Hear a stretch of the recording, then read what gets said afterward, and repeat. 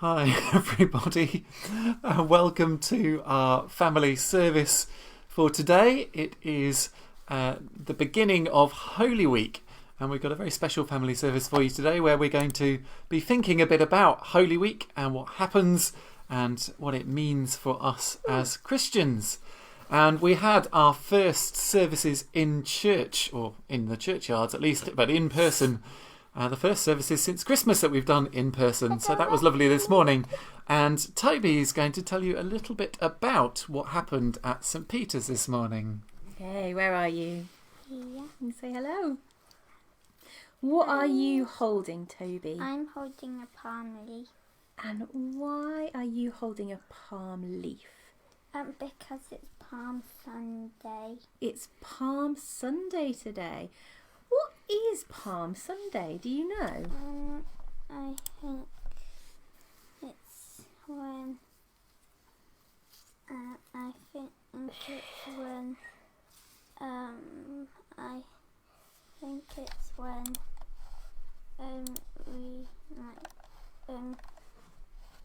I think it's when we like. Can you remember? It's okay if you can't. That's all right. Well, we're going to listen to a story in a minute that Daddy has recorded, that Reverend Rich has recorded, to tell us all about why it's called Palm Sunday and to talk a bit about the rest of Holy Week as well. But this morning in church, or outside church, did you walk around and wave your palm branch? Yeah?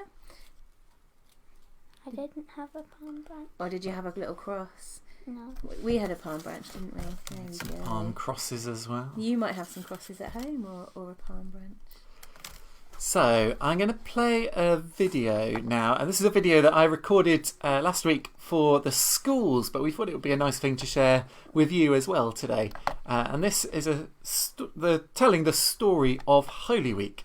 So let me press play and the video should magically appear. Hi everybody, I am Reverend Rich and I am coming to you from St. Peter's Church in Kinver, which is the church high on top of the hill that you might be able to see from your school, or some of you might be able to see from your houses. And I've come here today to tell you a story, and it's a really important story for Christians. It's the Easter story. Now, Easter is the most important time of the year for Christians, even more important than Christmas. And we all know how important Christmas is, but Easter is even more important. So I'm going to tell you the Easter story. And to help me tell the story, I'm going to use this. Does anybody know what this is? This is a coconut. A coconut. It's an empty coconut. I've eaten all the stuff from inside it. But I'm going to use this to tell you the Easter story, if that's okay. And the Easter story begins on a day that we call Palm Sunday. And we'll understand in a minute why it's called Palm Sunday.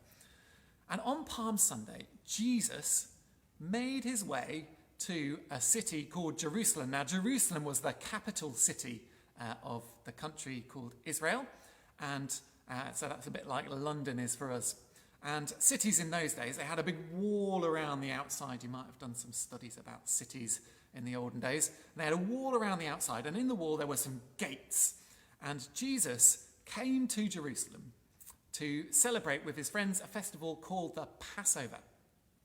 And as they were coming into the city, lots of people had heard about Jesus because he'd been going around doing some amazing things, teaching, telling some brilliant stories and doing some miracles, some really surprising things. And so lots of people wanted to see Jesus. And so as he made his way into the city, a big crowd gathered. And Jesus decided he didn't want to walk into the city. He wanted to ride into the city, but he didn't ride on a big horse or in a chariot like a king or a ruler would. He decided to ride on a little baby donkey. That's a bit like a baby donkey would sound. Tick-tock, tick-tock. So he rode into the city on a donkey. And this was a bit surprising because they were expecting him to come in like a king or a hero. But he rode on a donkey through the crowds, and the crowds cheered and they put their coats on the ground in front of him and they cut branches off the trees, and they were palm trees, and they cut branches off the trees and they waved them to give Jesus some shade and a bit of a breeze. And that's why we call it Palm Sunday, because the crowds were cheering and cheering and cheering. But some people weren't so impressed with all of this cheering and all of this commotion. They didn't like the fact that the people were treating Jesus as a hero. And so they started to plot against him. And we'll hear a bit more about that plot as the week goes on. So anyway, Jesus came into the city of Jerusalem, and he went around for a few days talking to people and teaching people and staying with his friends and doing some interesting things. And then on the Thursday of that week, so a few days after the Palm Sunday, he got all of his friends together for a very special meal. And as they were gathering for the meal, Jesus got a bowl of water and he got a cloth. And he went up to his friends and he knelt down on the floor and he started washing their feet. Now, if you can imagine, they lived in quite a sort of dusty, sandy place, and they all wore sandals. They didn't have socks and wellies and things like we do. So their feet would have been pretty disgusting, I would imagine. I certainly wouldn't fancy washing them myself, but Jesus did. He knelt down on the floor and he washed their feet clean to show that he wasn't any ordinary king, but actually he was willing to get dirty to help other people. I wonder if there are people who you can think of who are like that, who care for other people, maybe people who care for you, maybe parents who give you a bath and clean all the grub off your feet or off your faces or your hands after a mealtime. There are people who care for other people, and Jesus was like that. He cared for his friends. And once he'd got them clean, they had their meal. And at the end of the meal, Jesus stood up and he got a loaf of bread. And he said to them, this bread is just like my body, broken for you. And he broke the bread into pieces and he passed it around. And he told them that this bread was like his body, and he was giving it to them to help them remember him. He said, every time you break bread and share it together, remember me. Now that seemed like a slightly strange thing to do, but he did something else strange as well. He got a cup of wine. And he said, this cup of wine is like my blood. And every time you get together and you drink wine, remember me. And even to this day, Christians in churches around the world break bread and share wine to remember Jesus. But his friends didn't really understand it at the time. But they listened to what he was saying, and eventually the meal had finished, and Jesus went out with his friends, and they went out into a nearby garden. Now, when they got to the garden, disaster struck. Now, you remember a few days ago on the Palm Sunday, there had been people plotting against Jesus because they didn't like all the attention he was getting and the crowds cheering for him. And so they had some friends in very high places, and they came and they arrested Jesus. They chained him up and they took him off to see the governor, and the governor put him on trial. And now the governor couldn't find anything wrong with Jesus, but he was a bit scared of the crowds, because the crowds who just a few days before had been cheering hooray for Jesus were now cheering boo for Jesus. And they were cheering really loudly, and the governor was scared. So he handed Jesus over to the crowds, and the crowds shouted, crucify him, and crucifying was one of the ways that the Romans used to kill people. So that was a really serious thing to happen to Jesus. And so they took him and they marched him up a hill and they put him on a cross. And this is why a cross is one of the symbols of Christianity, because Jesus was killed on a cross, high on a hill. And this was on the Friday morning. Now, we sometimes call this Good Friday, but I'm not sure that Jesus' friends thought it was a very good Friday. I wonder how you think they might have felt when they saw all of this happening. Jesus, who just a few days ago the crowds had been cheering for, now he was being killed. And so they killed him on a cross. And then later in the day, when he was dead, they took him down from the cross. And they wrapped his body in a cloth. And they took him to a tomb. And they buried him in a tomb, which was a bit like a cave. And then, to make sure that his body was safe and secure, they rolled a really big, heavy stone over the entrance to the tomb. And they all went home. Now, I wonder how you think his friends were feeling at this point. I think they would have been maybe a bit scared, maybe a bit sad, maybe a bit angry even. But on the Sunday morning, so remember that happened on the Friday, now the Saturday was the Sabbath day, which meant that they weren't allowed to do anything. On the Sunday morning, very, very early, they got up and they raced to the garden, to the graveyard where Jesus was buried, and they went to find his tomb. And when they got there, something strange had happened. Because remember the big heavy stone that they'd rolled in front of the tomb? That had been rolled away. And the tomb was empty. And Jesus' body was nowhere to be seen. Now, they would have been really worried at this point, and they wondered what had happened. Maybe somebody had come and moved the body, or maybe something had happened. And Mary, who was one of Jesus' friends, she looked around and she saw the gardener pottering around tending to the daffodils or the roses or whatever it was in the graveyard.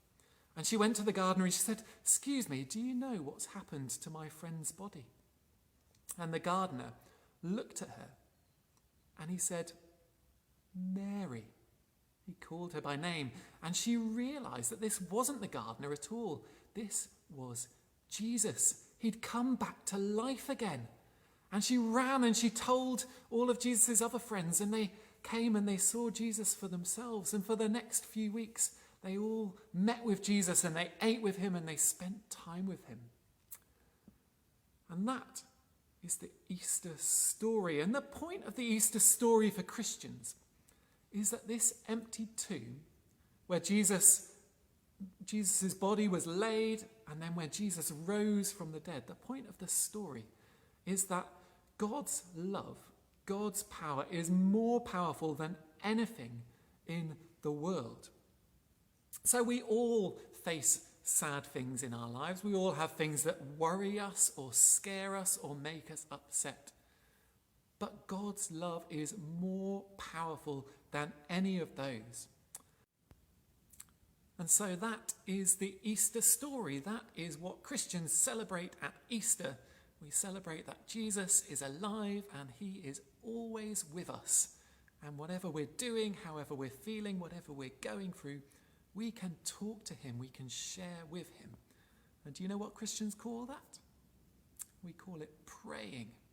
And so I'm going to finish with a prayer now. Dear God, we thank you for the Easter story, the story of how Jesus died and came back to life to show us that nothing can be more powerful than your love for us. Amen. So I hope that the rest of your day is a really good one, and I really look forward to seeing you in person soon, and we can have some more stories from the Bible, more stories about Jesus, and I can show you around our lovely church. Bye, everybody. So that was the Easter story. I hope you enjoyed that. And we're going to sing a song now, and it's a song that tells a bit of the Easter story, and it's to a tune that you may well know. The tune is "What Should We Do with the Drunken Sailor?" But the words are, "We have a king who rides a donkey, and his name is Jesus." So we're going to sing that together now.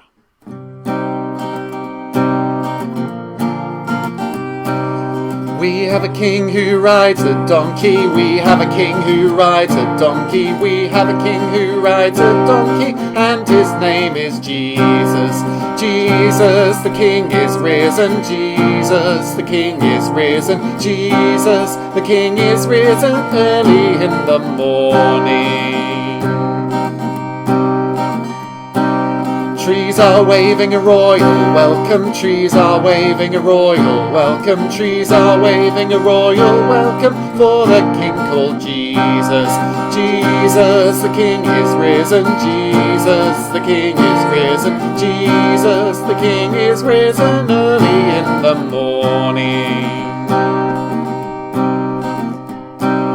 We have a king who cares for people. We have a king who cares for people. We have a king who cares for people, and his name is Jesus. Jesus, the king is risen. Jesus, the king is risen. Jesus, the king is risen early in the morning.